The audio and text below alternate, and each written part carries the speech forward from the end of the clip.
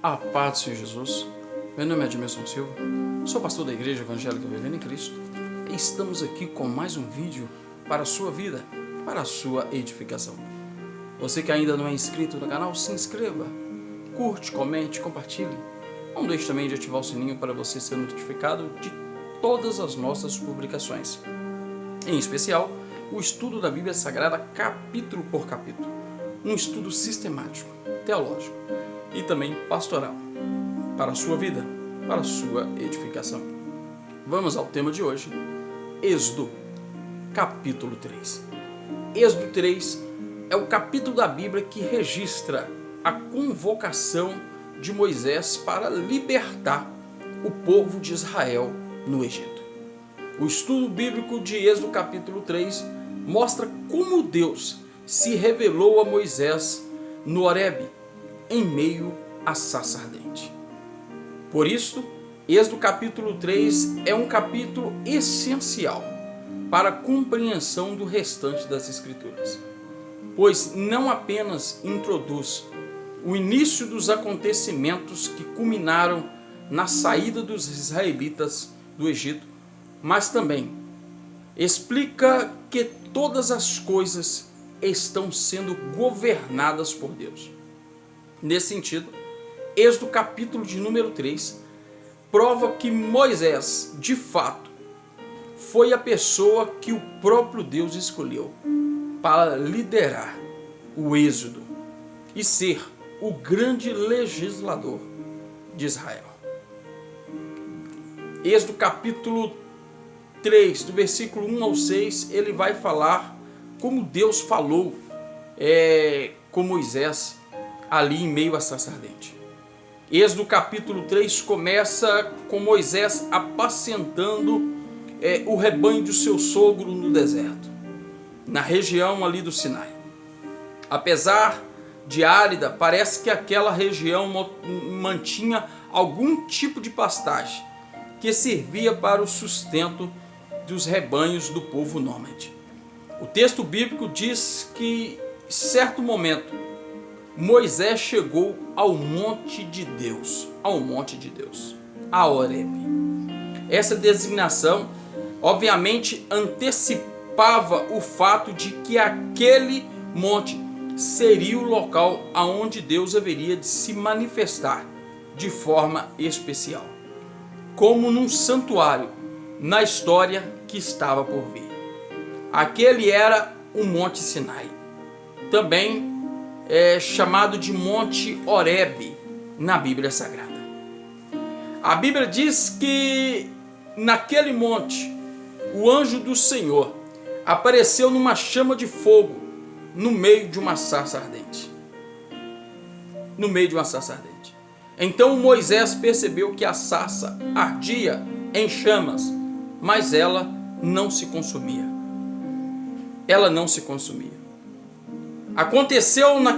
O que aconteceu naquele monte foi uma teofania, ou seja, uma manifestação visível de Deus.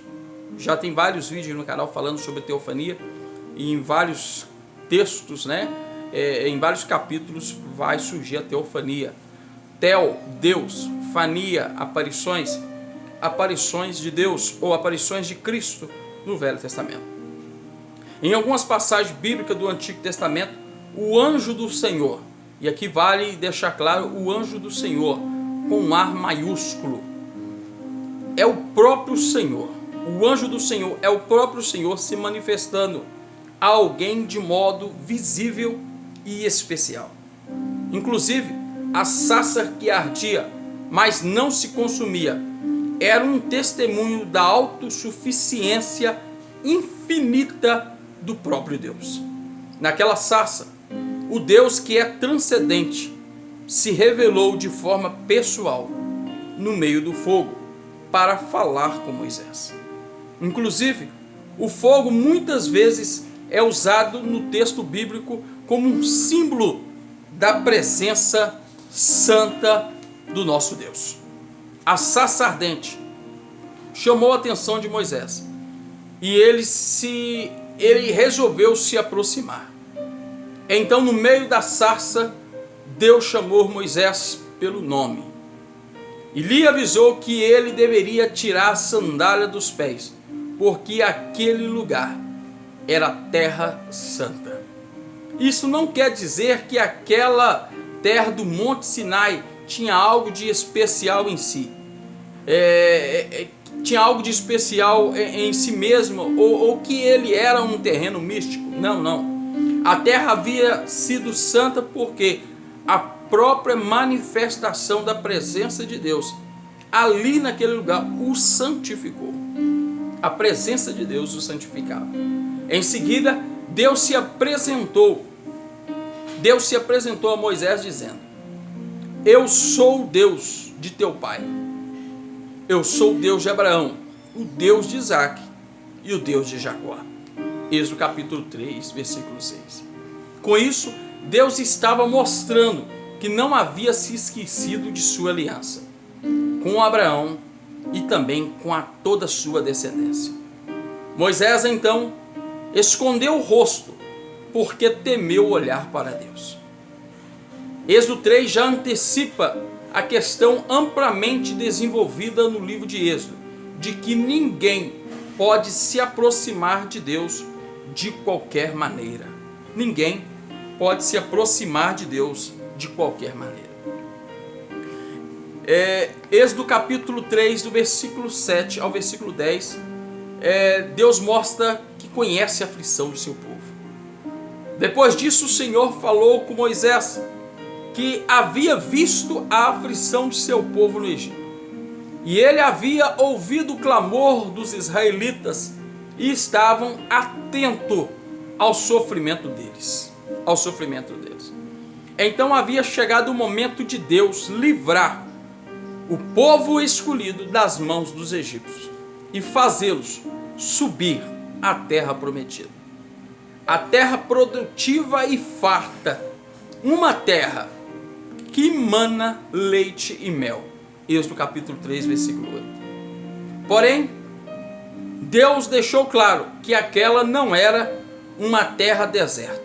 Ao contrário, era uma terra ocupada por vários povos: os cananeus, os heteus, os amorreus, os ferezeus, os heveus, os jebuseus. Aqui não podemos nos esquecer de que Israel era apenas um povo escravizado numa terra estranha. Então, como os israelitas seriam capazes de invadir e conquistar a terra de povos fortemente estabelecidos? Essa questão, ela desaparece. Ela desaparece diante do fato de que o próprio Deus havia descido para livrar o seu povo e conduzi-lo à terra de sua promessa. Não importa o tamanho da dificuldade, não importa o tamanho das muralhas, se Deus estiver com você, a vitória é certa. Então Deus disse a Moisés que haveria de enviá-lo a Faraó para que ele pudesse tirar os filhos de Israel do Egito. É interessante notar a particularidade com que Deus disse a Moisés: vem, agora eu te enviarei a Faraó, para que tires o meu povo, os filhos de Israel, do Egito.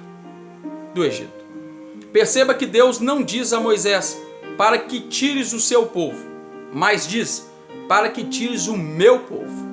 Aquele empreendimento não era de Moisés, era do próprio Deus. Moisés seria apenas um instrumento guiado pelo verdadeiro libertador, que era o próprio Deus. Êxodo capítulo 3, do versículo 11 ao versículo 15, vai falar da autorrevelação de Deus. A princípio, Moisés se sentiu incapaz de participar daquela tarefa pela qual estava sendo comissionado. Por isso ele disse: quem sou eu para ir a Faraó e tirar do Egito os filhos de Israel? Mas tudo isso não era sobre Moisés, mas sobre Deus. A importância não estava sobre a pessoa de Moisés, mas sobre a pessoa daquele que estava chamando Moisés. De fato, Moisés em si mesmo não era capaz de fazer aquilo que estava sendo ordenado. Ele era simplesmente um homem já idoso, com cerca de 80 anos de idade. Era um homem com cerca de 80 anos, que havia passado os últimos 40 anos em Midian. Os últimos 40 anos da sua vida fugindo do Egito. Porém, o que realmente contava era que Deus estaria com ele. Inclusive, Deus lhe garantiu que após os israelitas saírem do Egito, Moisés voltaria novamente àquela mesma montanha com eles para servir a Deus em adoração.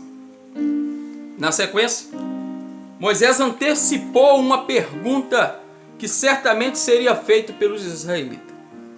Ele sabia que quando chegasse no Egito, dizendo aos israelitas ter sido enviado por Deus de seus pais, os filhos de Israel então desejariam saber qual era o nome de Deus. Qual era o nome de Deus? Na antiguidade, o nome de alguém tinha um significado muito mais profundo do que na nossa cultura atual. Naquele tempo, o nome não era apenas um designativo a uma pessoa, mas era uma expressão do seu caráter e da sua personalidade. Então, saber o nome pessoal de Deus significava conhecer o próprio Deus. Saber o seu nome era conhecer o próprio Deus. Por isso, a resposta que Moisés escutou do Senhor revelou de forma extraordinária o caráter inalcançável, a majestade inatingível e a eternidade inesgotável daquele que estava falando com ele. A resposta foi: eu sou o que sou. O eu sou me enviou a vós. Era isso que Moisés tinha que responder. O Senhor, o Deus de vossos pais, o Deus de Abraão, o Deus de Isaac e o Deus de Jacó, enviou a vós outros. Este é o meu nome eternamente, e assim eu serei lembrado de geração a geração. No original hebraico, o nome pessoal de Deus aparece como Javé. É provável que este nome venha do verbo hebraico para ser, no sentido ele é, ou então ele será. Sem dúvida, este nome expressa a eternidade, a soberania de Deus autoexistente, que só pode ser definido por Ele mesmo. Só Ele mesmo pode se definir. Ao homem é impossível determiná-lo, mas graciosamente Deus haveria de se auto-revelar através dos seus atos redentores, de modo a ser lembrado de geração a geração. Êxodo capítulo 3, do versículo 16 ao 22, vai falar da missão a ser executada. Por fim, Moisés recebeu do Senhor a ordem de juntar os anciãos de Israel e explicar para eles que o Senhor haveria de tirar os filhos de Israel do Egito para levá-los à terra prometida. Esses anciãos eram líderes das famílias que representavam Israel. Haveriam de ouvir Moisés. Depois eles deveriam se apresentar diante do rei do Egito e lhes informar que Javé, o Deus dos hebreus, lhes havia encontrado. Então eles tinham que pedir para Faraó que os deixasse partir para o deserto durante um período de tempo, para que ali eles pudessem cultuar ao Senhor. Mas Deus avisou de antemão a Moisés que Faraó não haveria de libertar os filhos de Israel. Por isso, ele os tiraria dali com mão forte. O Senhor vai falar: Faraó não vai permitir, mas eu vou tirar vocês ali com mão forte. Isso significa que Deus haveria de estender a sua poderosa mão para ferir o Egito através de grandes prodígios, Somente depois disso é que Faraó deixaria o povo de Israel partir. Deus ainda garantiu a Moisés que os filhos de Israel não sairiam do Egito de mãos vazias, depois de tantos anos de servidão. Assim termina Êxodo, capítulo de número 3. Deus abençoe sua vida. Em nome de Jesus.